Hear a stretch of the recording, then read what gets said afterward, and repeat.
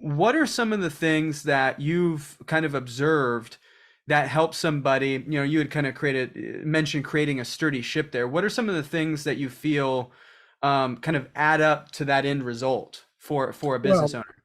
so a couple things. So one, which you identified, is that a lot of people think they own a business and actually a job owns them.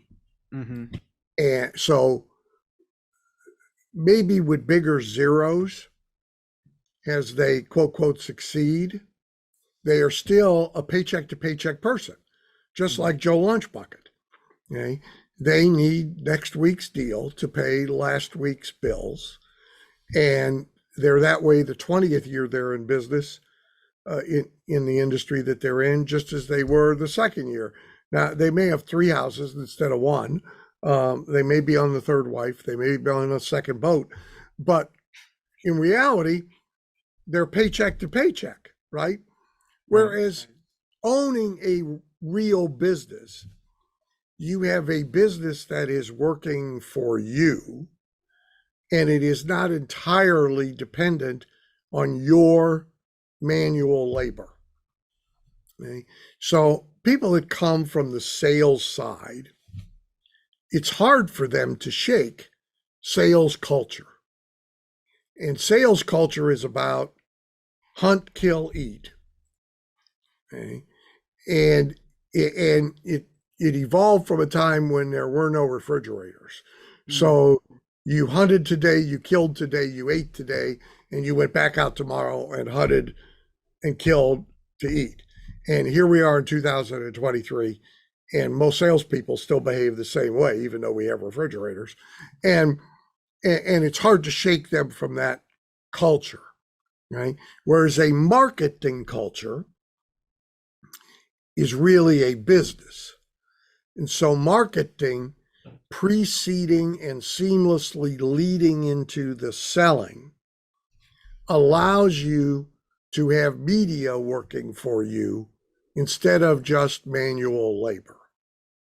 So now let's leap to something specific. Okay. How much of an authority you are perceived to be by your prospect by the time you have a sales conversation with them. So your doctor, for most people, their answer to that is a really good answer. They have what's called the power to prescribe. They don't really have to sell much. They say to you, hey, here's the x-ray, here's the MRI. I'm your doctor, and I'm telling you, you need to take this pill, or you need to lay down on this gurney, and we need to get you in right away. And you take off your clothes and you get down on the gurney. Okay. They have the power to prescribe. At the opposite end of that scale is poor salesman who is viewed essentially as just another salesman. He has almost no authority.